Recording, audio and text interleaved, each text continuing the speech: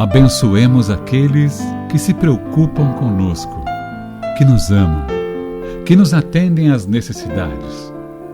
Valorizemos o amigo que nos socorre, que se interessa por nós, que nos escreve, que nos telefona, para saber como estamos indo. A amizade é uma dádiva de Deus, presente no coração daqueles que cruzam o nosso caminho. Mais tarde, haveremos de sentir falta daqueles que não nos deixam experimentar a dor da solidão. Que possamos consolar uns aos outros em todos os dias da nossa vida. Chico Xavier. Olá, seja bem-vindo a mais um estudo reflexivo da obra O Consolador. Vossa presença muito nos alegra, muito nos honra. Esse programa é proporcionado pelos voluntários do Centro Espírita de Caridade Luiz Monteiro de Barros. Faça parte dessa família espiritual. Na bancada, os facilitadores à minha esquerda para a direita, José, Nilson, Wilson Trindade e Eurígenes Caetano. Boa noite, cavalheiros.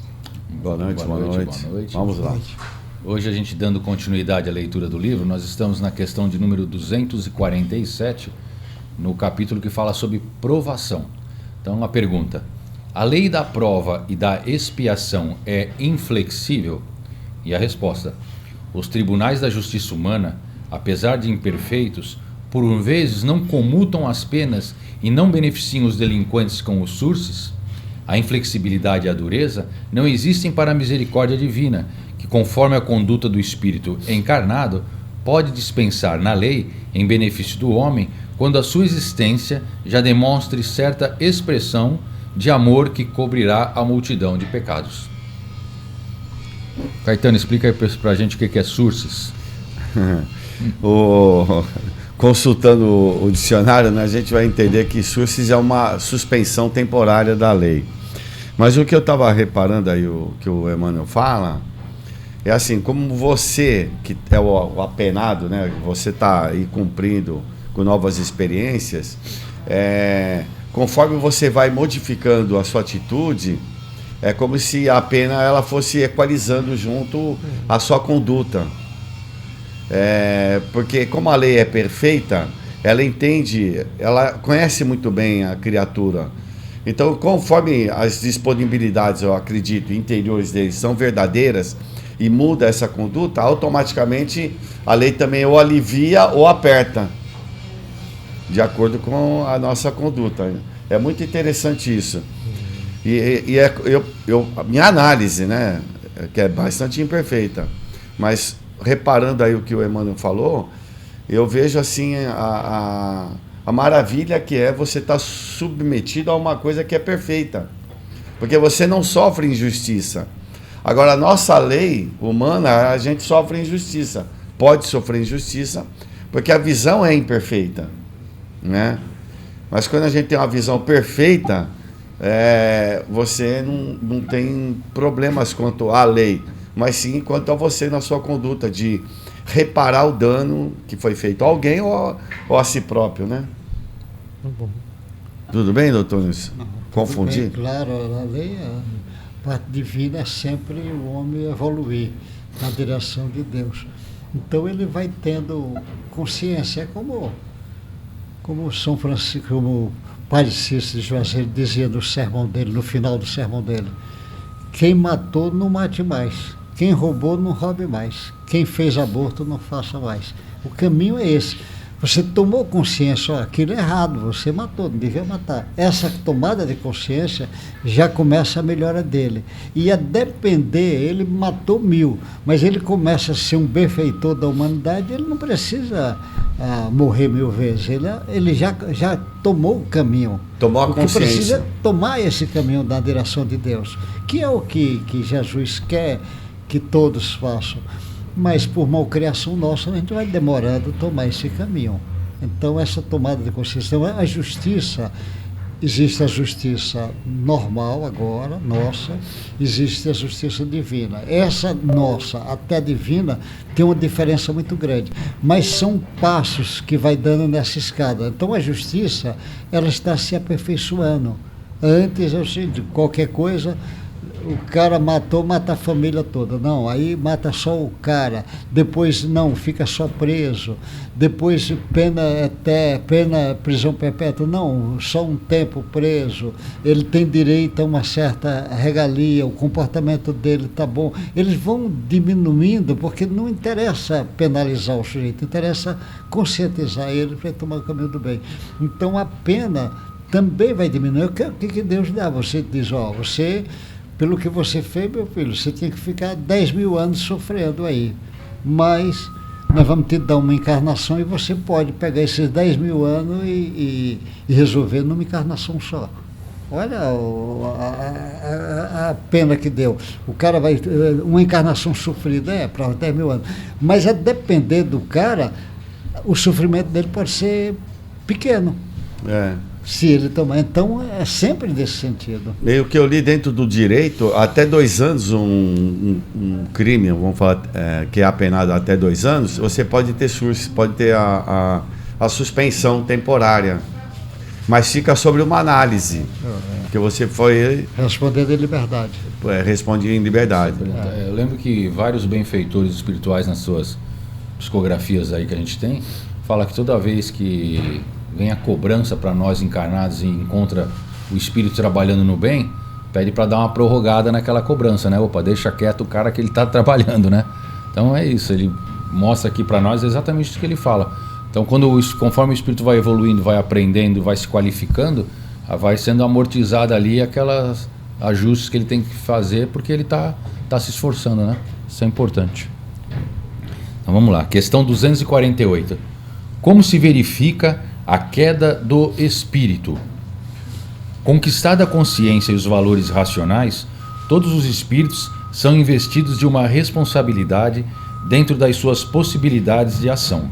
Porém, são raros os que praticam seus legítimos deveres morais, aumentando seus direitos divinos do patrimônio universal. Colocada por Deus no caminho da vida, como discípulo que termina os estudos básicos, a alma nem sempre sabe agir em correlação com os bens recebidos do Criador, caindo pelo orgulho e pela vaidade, pela ambição ou pelo egoísmo, quebrando a harmonia divina pela primeira vez e penetrando em experiências penosas, a fim de restabelecer o equilíbrio de sua existência. Fantástico, né? Eu me lembrei do capítulo 5 do Evangelho segundo o Espiritismo, Bem-aventurados aflitos, que o senhor Allan Kardec começa a justiça das aflições. Depois ele, próximo tópico, causas atuais das aflições. Depois, causas anteriores. Por que ele coloca as atuais na frente das anteriores? Porque no nosso nível evolutivo, de acordo com o benfeitor Emmanuel, que já passou por isso, nossas tendências de ouvir mais o orgulho, de ouvir mais o egoísmo, de ouvir mais a ambição do que ouvir mais a humildade, ouvir mais a mansidão é maior. Então a gente cria causas que não está na nossa programação, devido a esse olhar do espírito ainda não se sentir um espírito imortal, filho de Deus, herdeiro do universo, como fala a benfeitora Joana de Ângeles. Isso que você falou é interessante. Será que hoje, nesse estado atual da gente, a gente causa mais problema para nós do que a gente já veio?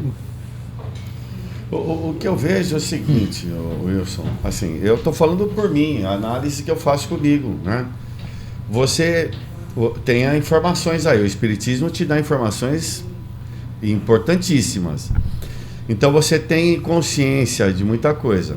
É lógico que devido às influências que você sofre ou faz os outros sofrerem, muitas coisas você às vezes passa um pouco despercebida, ou você entra numa ilusão, e às vezes entra numa sedução, e aí você tem a queda do espírito que não enxergou, que o orgulho abafou.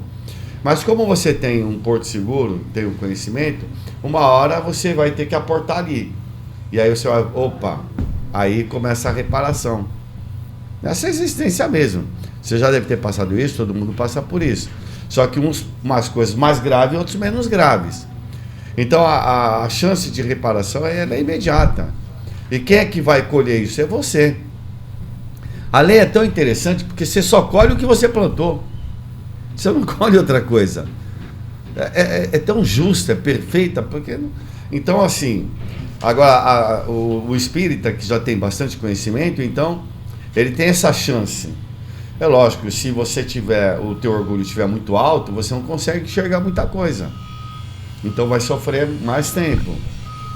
Mas quando a partir do momento que você tem um pouco de lucidez e enxergou, é o momento de reparação. Aí vem a dor, porque vem as consequências daquele erro. E às vezes você não consegue estabelecer do jeito que você gostaria que fosse. Mas você vai passar pelas amarguras individuais, sozinho, porque faz parte desse processo, né? Então é um processo natural, não tem como agora reclamar. Eu me recordo, me lembro, imagino Paulo de Tarso, né? Como é que era a consciência dele quando ele tomou a consciência e teve que enfrentar todo o contrário. Era só ele, não tem mais ninguém. Não adianta ele justificar, querer explicar. Ele tinha que enfrentar. Então ser resoluto, esse ato de estoicismo, não é fácil, porque é para poucos mesmo, né, James?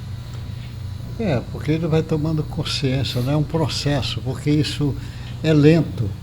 Você tomar consciência disso, você ter vontade de querer mudar, de querer melhorar, isso até chegar o momento que você tem consciência que sua vontade tem que impor. Não é uma demora, você diz, agora eu tenho que impor essa consciência, se impor. Então é o que o Espiritismo faz com nós. Acorda, você é um espírito em evolução e você tem um modelo lá, Jesus. Esse modelo está dizendo, na fase que você está, é melhor perdoar mais, é melhor começar a treinar a amar, começar a ser solidário, ser fraterno. Ele vai, e aí nós vamos bombardeando nós mesmos. Olha, teu gesto está muito egoísta, você tem que... Nós mesmo vamos bombardeando. E esse bombardeio, o que é? Abre brecha para espíritos superiores. Isso. Porque se a gente fecha aqui, abre brecha para espíritos inferiores. Então nós já chegamos à conclusão que é melhor fazer conexão com espíritos superiores. E essa conexão não adianta só você desejar, você tem que desejar e ir para a prática. Então isso daí diz, o espírito superior, para acreditar em você, você tem que dizer, você está falando em amar, mas você está amando.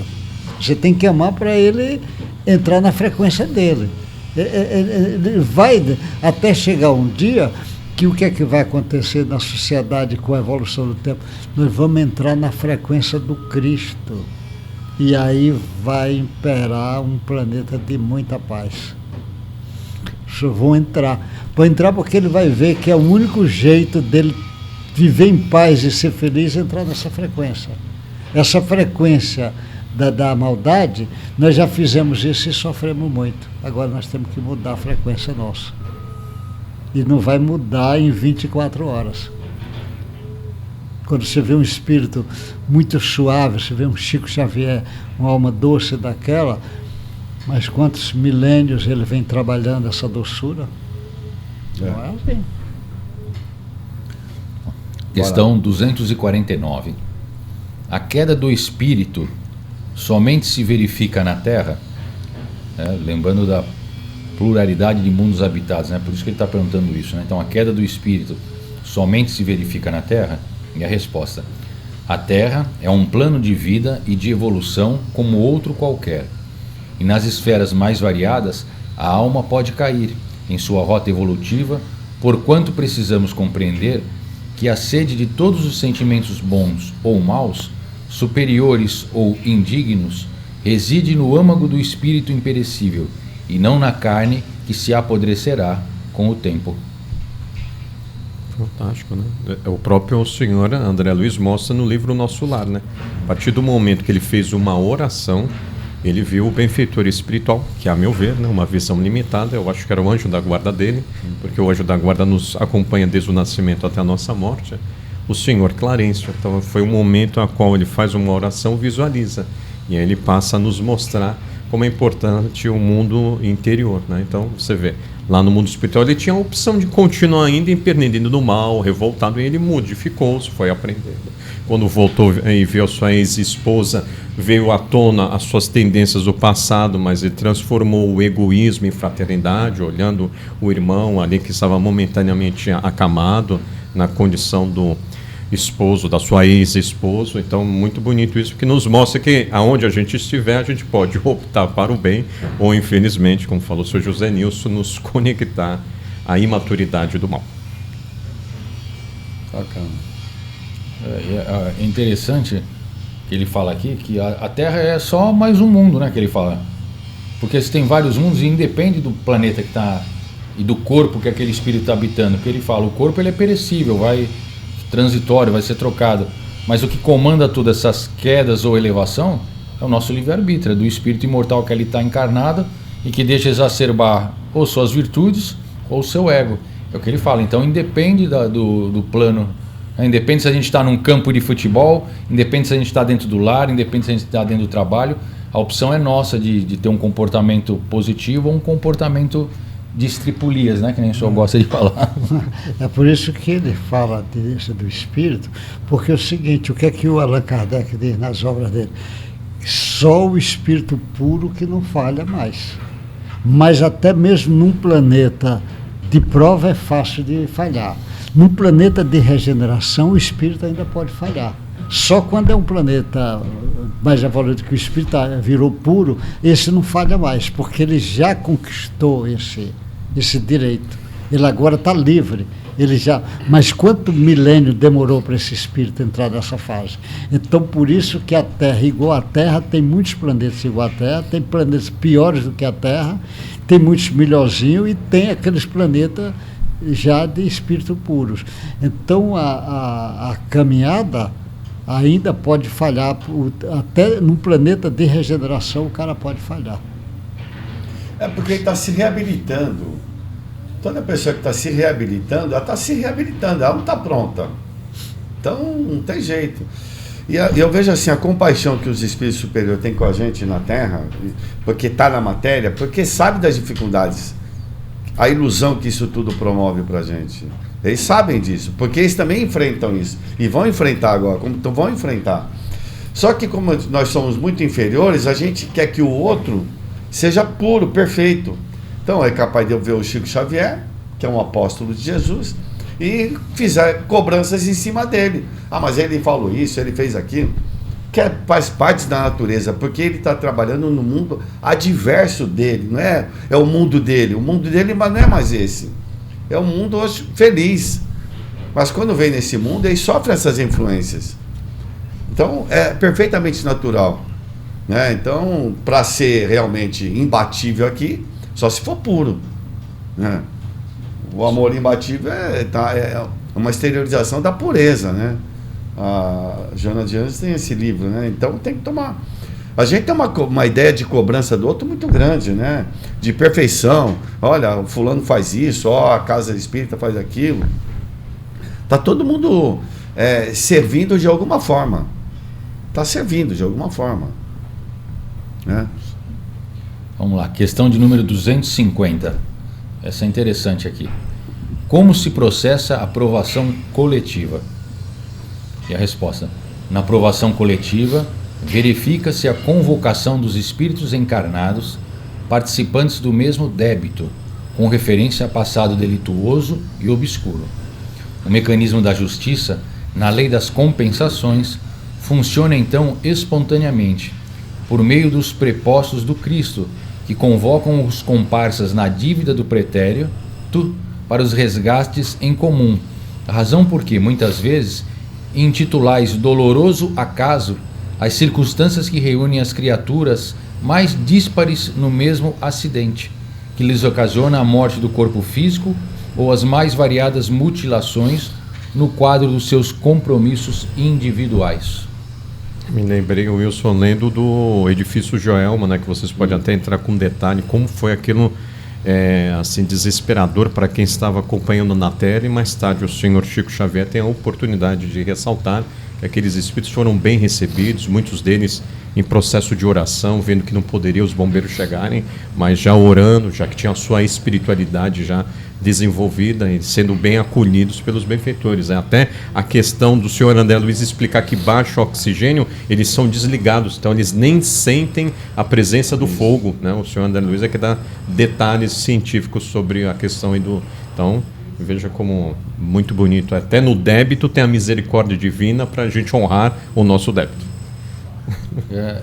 Eu lembro na época daquele acidente com a Boate Kiss, onde muitos jovens desencarnaram, e eu lembro de um atendimento de uma moça que veio lá na sessão de desobsessão, já uns 2 anos depois, e ela ainda estava tentando sair da boate asfixiada pela fumaça, pelo fogo, e era uma moça aí que tinha 18 anos, ela falando, tem 18, acabado de entrar na faculdade de medicina, e ela revoltada, ela já tinha entendimento que ela não estava mais presente, mas ainda estava naquela situação.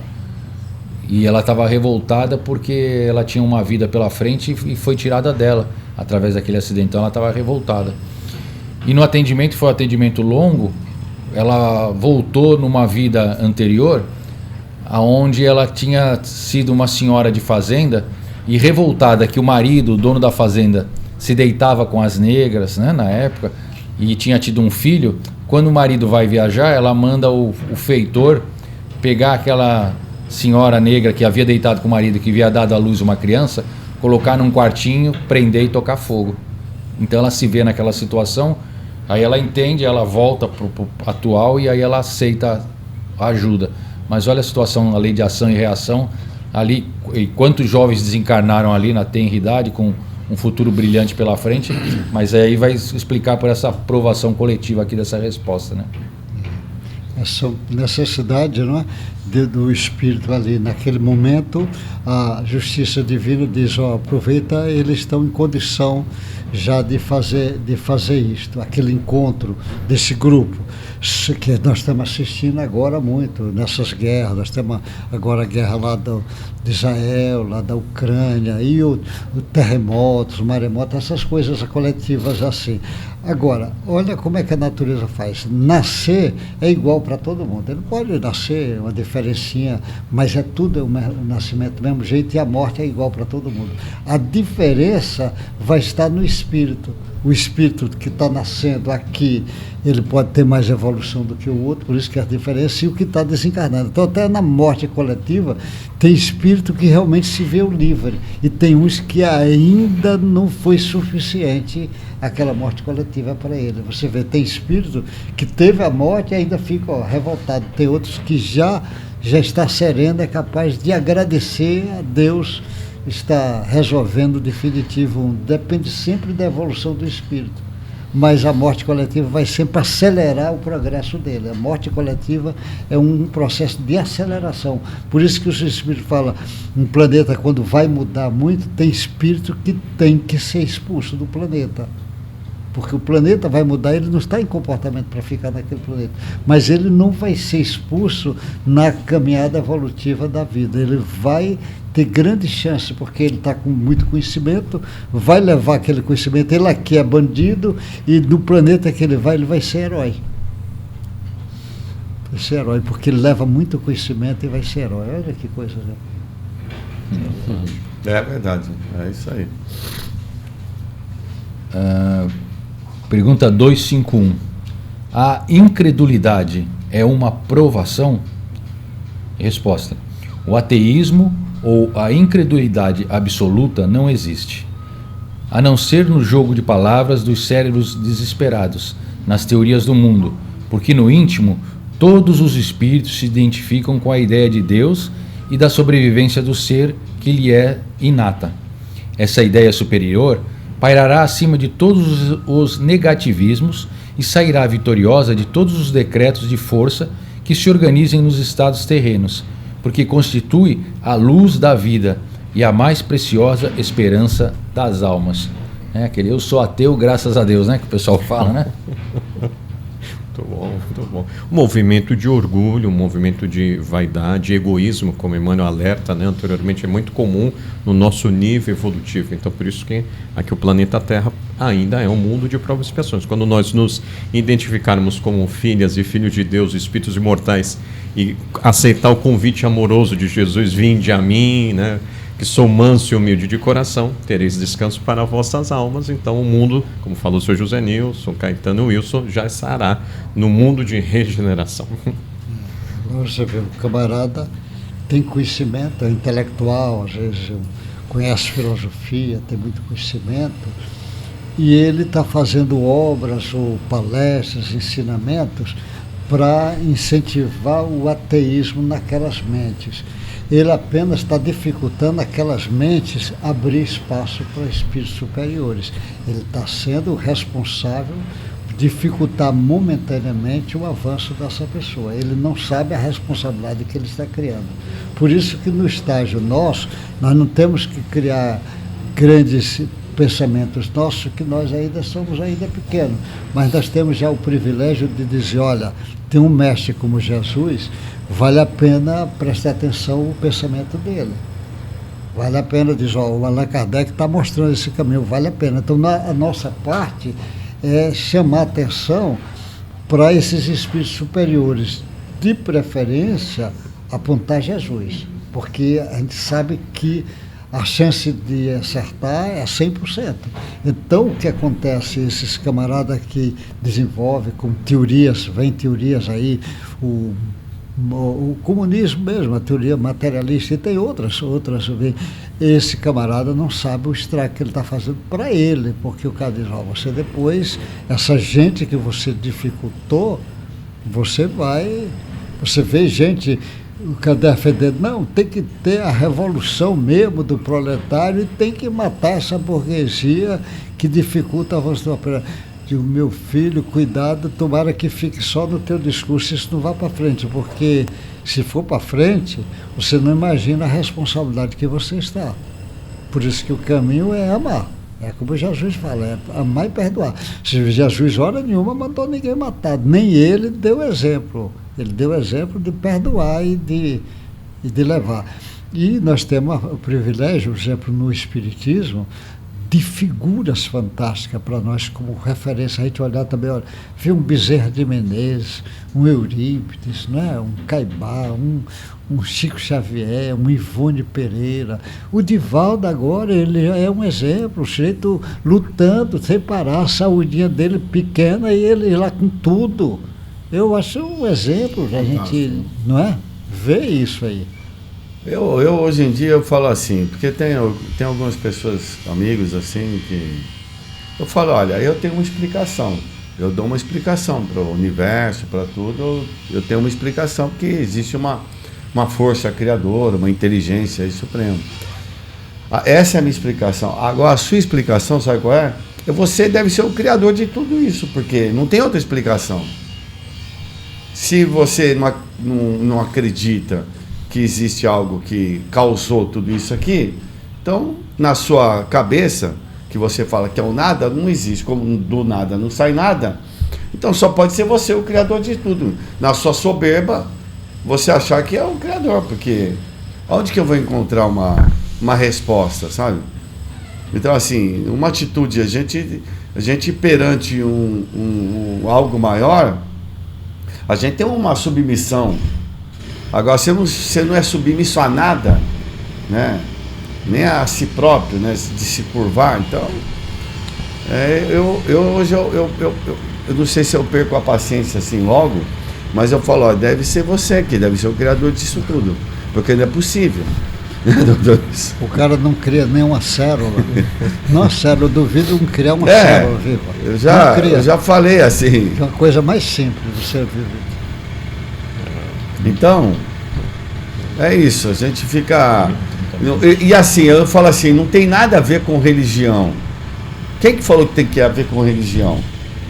Tem algumas coisas que as pessoas... E como se a religião, tudo bem, a religião, ou melhor, os religiosos foram causadores de muito desastre na sociedade, tudo bem, os religiosos. A religião não. Agora, nós, os religiosos, sim. Então, eu acho que é uma confusão, e aí querem jogar tudo para questão de crença. Por isso que às vezes eu fico meio... Falo, não é uma questão de crença, mas é de saber. Eu sei, as coisas... A gente já sabe, é conhecimento, tudo é conhecimento. Você tem informações que você vai utilizar durante a vida. O Espiritismo é uma informação preciosa e nos dá aí referências maiores ainda. Então, essa balela que enfiaram na nossa cabeça de que é crença, de que é religião, isso, aquilo, é para quem está ignorando o conhecimento, a ciência que nós temos sobre a vida. Então, colocam dessa forma. Então, colocam Jesus de uma forma de crença. Não tem nada a ver com crença. Veio um sujeito aqui, extraordinário, que mudou a configuração do planeta. Agora, analisa sob esse prisma. Agora, quer analisar sobre a religião para ele ficar preso a questão de dogma, essas coisas, aí é uma mente tacanha. Então, acho que o que a gente tem que quebrar, que o Zé Nilson fala, é esse materialismo. Quer dizer, olha, para com isso. Aí eu obedeço a ciência. Tudo bem, eu também estou obedecendo a ciência, eu não estou contrariando a ciência. Muito pelo contrário. Eu estou sendo muito mais científico do que você. Porque as suas explicações são esdrúxulas, são mirabolantes. A minha não. A minha tem algo racional, tem algo em cima de fatos. Ah, mas eu não acredito. Vai. Então é um problema pessoal. Isso é um problema de evolução mesmo. Um dia você vai crescer espiritualmente. Então, sei, eu acho que tem que ir para outra vertente, sabe, Zé Nilson? Que as pessoas ficam muito falando da religião, isso, aquilo, crença, como se fosse uma pessoa tosca e ele fosse uma pessoa altamente intelectualizada que tem resposta para tudo. E não tem resposta, né? Bom, agradecemos facilitadores Caetano, Wilson, José Nilson, e você que nos acompanhou está sendo convidado, pode participar toda quartas-feiras na rua Silva Jardim, número 1, o estudo presencial da obra O Consolador. O estudo presencial do Consolador não anula ou cancela o nosso virtual quinzenal. Então agradecemos a vossa presença, com a permissão divina, nos vemos daqui a 15 dias. Gratidão a todos.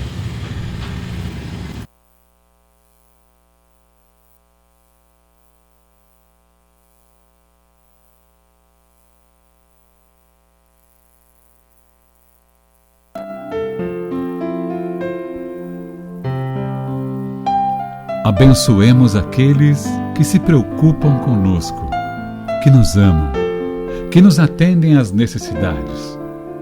Valorizemos o amigo que nos socorre, que se interessa por nós, que nos escreve, que nos telefona, para saber como estamos indo.